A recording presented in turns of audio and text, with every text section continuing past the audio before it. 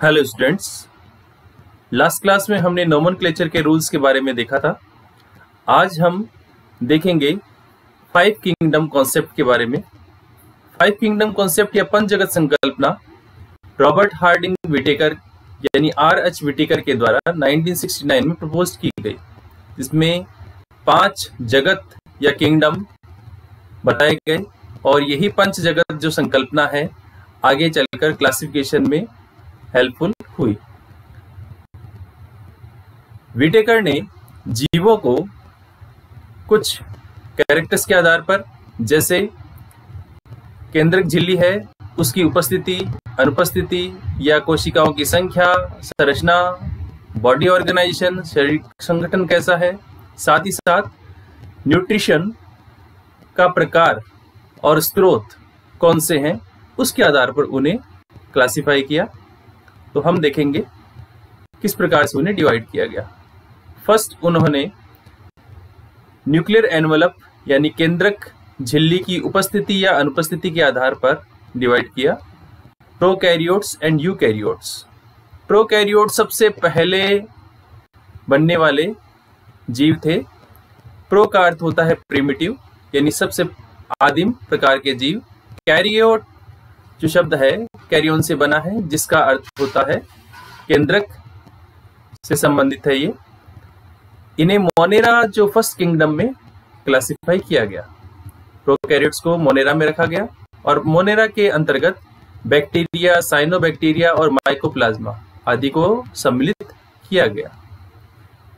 इसी प्रकार यूकैरियोट्स में यू का अर्थ होता है ट्रू, यानी जिनमें जो ट्रू न्यूक्लियस है वो पाया जाता है। ट्रू न्यूक्लियस से अर्थ है कि इनमें न्यूक्लियर एनवलप या केंद्रक झिल्ली है वह उपस्थित होती है। साथ ही साथ जो जेनेटिक मटेरियल है वह बिखरी अवस्था में न होकर यानी कोशिका द्रव्य में बिखरी अवस्था में न पाया जाकर एक एनवलप के भीतर पाया जाता है। इन्हें नंबर ऑफ सेल्स या स्ट्रक्चर ऑफ सेल्स के आधार पर 2 प्रकारों में बांटा गया। फर्स्ट यूनिसेलुलर, दूसरा मल्टीसेलुलर।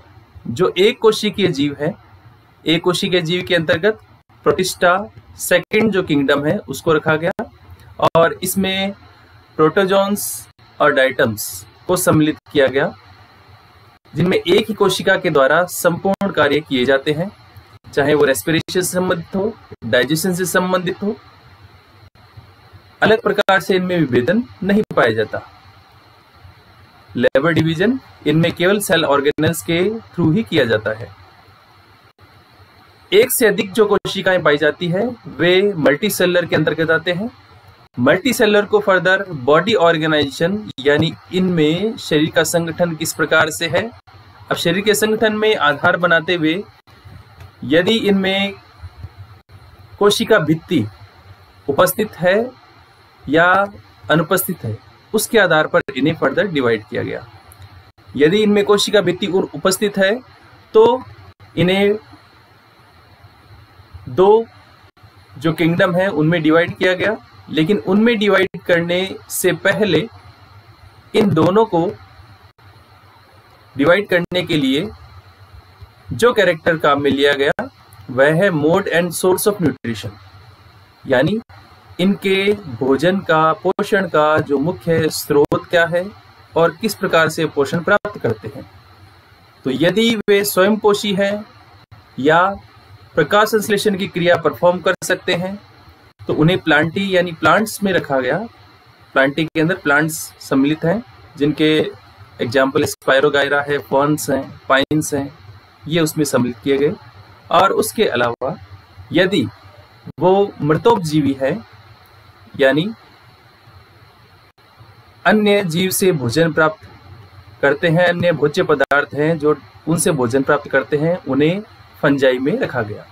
फंजाई में यीस्ट, मशरूम आदि कवक सम्मिलित किए गए। यदि बॉडी ऑर्गेनाइजेशन के अंतर्गत इनमें सेल वॉल एब्सेंट होती है।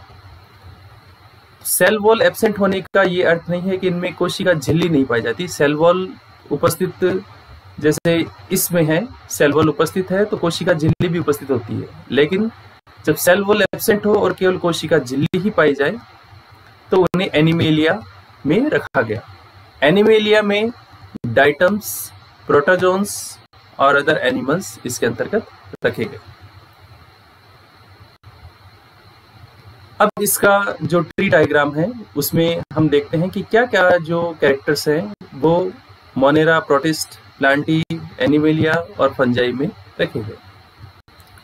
तो इन्हें डिवाइड करने के लिए mode of nutrition, source of nutrition, structure of cells, body organization, inter relation, interbreeding relationship, आपस में इनका किस प्रकार से संबंध है और प्रजनन करने में सक्षम है, उस संबंध के आधार पर भी इन्हें डिवाइड किया गया।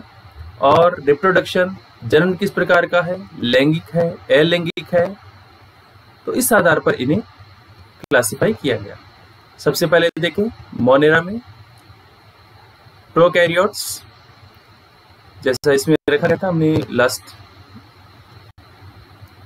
जो डायग्राम में देखा था, मोनेरा में प्रोकैरियोट्स में मोनेरा रखे गए और इनके कैरेक्टर्स क्या हैं, एब्जॉर्ब एंड फोटोसिंथेसाइज, मोटाइल और नॉन मोटाइल और एसेक्सुअल।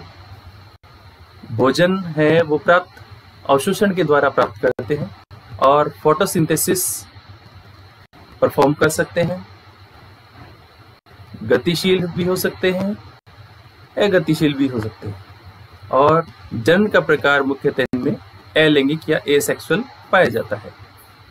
सेकंड आता है प्रोटिस्टा। प्रोटिस्टा यूकैरियोट के अंतर्गत आता है जिसमें एक कोशिकीय और बहुकोशिकीय दोनों प्रकार के जो जंतु है वो इसमें सम्मिलित किए गए। जैसा हमने देखा कोशिकाओं की संख्या के आधार पर इन्हें डिवाइड किया गया था। इनमें भोजन प्राप्त करना का जो तरीका है, भोजन प्राप्त करने का तरीका अवशोषण के आधार पर, इनकेस्ट ग्रहण करने के आधार पर और फोटोसिंथेसाइज यानी प्रकाश संश्लेषी यानी स्वकोशीय क्रिया के आधार पर इन्हें क्लासिफाई किया गया। जनन इनमें लैंगिक और अलैंगिक दोनों प्रकार का उपस्थित हो सकता है। नेक्स्ट देखते हैं फंजाई। फंजाई यूकैरियोट्स के अंतर्गत ही आते हैं। मल्टीसेलुलर है, बहुकोशिकीय जीव है जो अपना भोजन अवशोषण के माध्यम से प्राप्त करते हैं, अगतिशील होते हैं और इनमें जो जनन का प्रकार है लैंगिक प्रकार का जनन इनमें पाया जाता है। एनिमल्स यानी एनिमेलिया जो फिफ्थ जो किंगडम है जिसमें जीव जंतु है वो रखे गए। ये बहुकोशिकीय जीव होते हैं, भोजन अंतर्ग्रहण द्वारा, इंगेशन द्वारा प्राप्त करते हैं, गतिशील होते हैं और जनन का माध्यम इनमें लैंगिक होता है। प्लांट्स की यदि बात करें तो प्लांट्स भी इसी क्लासिफिकेशन के अकॉर्डिंग आते हैं। यूकैरियोट्स मल्टीसेलुलर होते हैं, लेकिन प्लांट्स में एक जो भोजन प्राप्त करने की, क्योंकि ये स्वपोषी माना गया इसके अंतर्गत, तो फोटोसिंथेसाइज प्रकाश संश्लेषण की क्रिया द्वारा ये अपना भोजन बनाते हैं, प्राप्त करते हैं और प्लांट्स अगतिशील होते हैं, नॉन मोटाइल होते हैं और जनन का प्रकार इनमें मुख्य है सेक्सुअल या लैंगिक बताया गया। अब हम एक एक करके इनके सभी जो लक्षण हैं उनके बारे में डिटेल से देखते हैं। सबसे पहले किंगडम मोनेरा के बारे में। ये दीज ऑर्गेनिज्म आर प्रोकैरियोटिक, ये प्रोकैरियोटिक जो जंतु हैं और इनमें well defined nucleus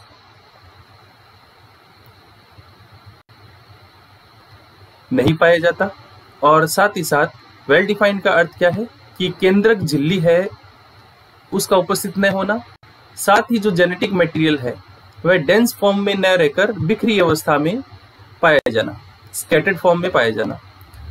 and cytoplasm में इनका जेनेटिक मटेरियल है, प्रोकैरियोट्स में बिखरी अवस्था में पाया जाता है।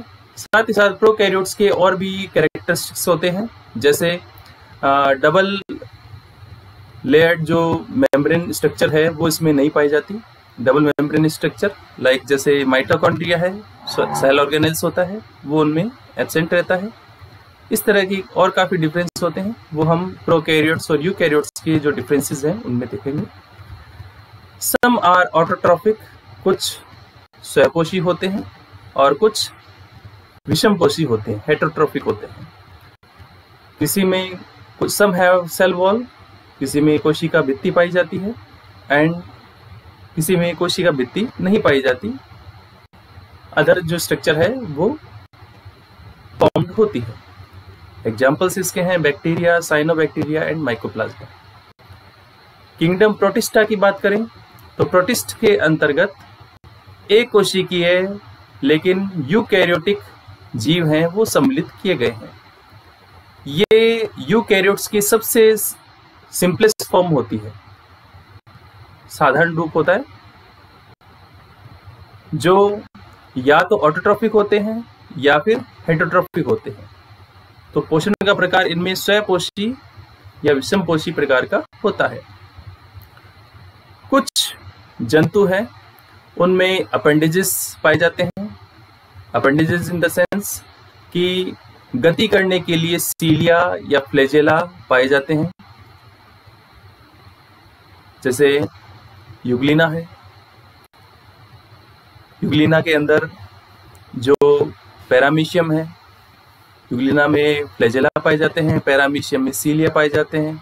इसी प्रकार जो अमीबा है उनमें कूटपाद या स्यूडोपोडिया प्रेजेंट रहते हैं, वो गति करने में उनके सहायक होते हैं। इसमें डायटम्स, प्रोटोजोन्स जैसे अमीबा और पैरामीशियम सम्मिलित किए गए हैं। किंगडम फंजाई की यदि हम बात करें तो ये विषमपोषी प्रकार के इसमें जंतु सम्मिलित किए गए हैं, जो बहुकोशिकीय होते हैं, यूकैरियोट होते हैं और इनमें मोड ऑफ न्यूट्रिशन है वो सेप्रोफाइटिक होता है, यानी मृतोपजीवी होते हैं। Cell wall made up of chitin, इनकी जो कोशिका भित्ति है वह काइटिन की बनी होती है और symbiotic association with blue green algae, सहजीविता प्रदर्शित करते हैं नील हरित शैवाल के साथ में। इनके यदि हम एग्जाम्पल देखें तो यीस्ट, मशरूम, एस्परजिलस आदि आते हैं। नेक्स्ट किंगडम प्लांटी, जिसमें सभी प्लांट्स हैं वो सम्मिलित किए गए हैं, यूकैरियोट होते हैं, बहुकोशिकीय जीव हैं जिनमें सेल वॉल प्रेजेंट होती है और सेल वॉल का संगठन, जैसे फंजाई में किसमें था, फंजाई में था ये काइटिन का, लेकिन इसमें किससे बनी होती है, सेलुलोज से। और ये ऑटोट्रॉफ्स होते हैं, स्वयपोषी होते हैं और स्वयं अपना भोजन बनाते हैं फोटोसिंथेसिस, प्रकाश संश्लेषण की क्रिया द्वारा। Based on the body differentiation and presence और absence of specialized vascular tissue, kingdom plantae is divided into different divisions, namely thallophytes, bryophytes, pteridophytes, gymnosperm and angiosperm। तो इनमें मुख्यतः जल और भोजन के परिवहन के लिए स्पेसिफिक वेस्कुलर टिश्यू हैं, संवहन ऊतक हैं वो पाए जाते हैं और इन्हें अलग अलग जो डिवीजन है, प्रभाग है, उनमें बांटा गया है, जिनमें थैलोफाइट, ब्रायोफाइट्स, टेरिडोफाइट्स आदि सम्मिलित उसमें किए गए हैं। एग्जाम्पल्स देखें तो पाइन्स, फर्न्स, स्पाइरोगायरा आदि इसके अंतर्गत आते हैं। अंतिम किंगडम आता है एनिमेलिया, जिसमें एनिमल्स हैं वो सम्मिलित किए गए हैं। ये बहुकोशिकीय होते हैं, यूकैरियोट्स होते हैं जिनमें सेल वॉल एब्सेंट होती है। तो प्लांटी और एनिमेलिया का एक जो मुख्य है विभेदन करने का जो पॉइंट्स है वह है सेल वॉल की प्रेजेंस और एब्सेंस। ये विषमपोषी होते हैं। पोषण का प्रकार क्या होता है, विषमपोषी होता है। एनिमल किंगडम भोजन के लिए अन्य जो सोर्स हैं लाइक जो प्लांट्स हैं उन पर निर्भर रहते हैं और जीव जंतु भोजन के रूप में ग्रहण करते हैं। एनिमल किंगडम क्लासेस, तो इसे कई संघ और वर्ग में वर्गीकृत किया गया है। अब 5 किंगडम कॉन्सेप्ट है जब आर.एच. विटेकर ने दिया तो उसमें कुछ कमियां थी या उन्हें कहें कुछ ऑब्जेक्शंस जो उसके अंतर्गत दिए गए। तो वो क्या क्या ऑब्जेक्शंस थे इम्पोर्टेंट है। जैसे कुछ साइंटिस्ट हैं वो इस बात से एग्री नहीं कर रहे थे कि एल्गी और प्रोटोजोआ उन्हें एक ही किंगडम में रखा जाए, और कुछ क्लासिफिकेशन स्कीम में प्रोटोजोआ एनिमल किंगडम के सब किंगडम के रूप में दिखाया गया। सेकंड आता है एक distinction between unicellular and multicellular organism is not possible in case of algae in this system of classification. एक कोशिकीय बहुकोशिकीय जो जीव हैं वो इस वर्गीकरण में एल्गी के साथ रखने में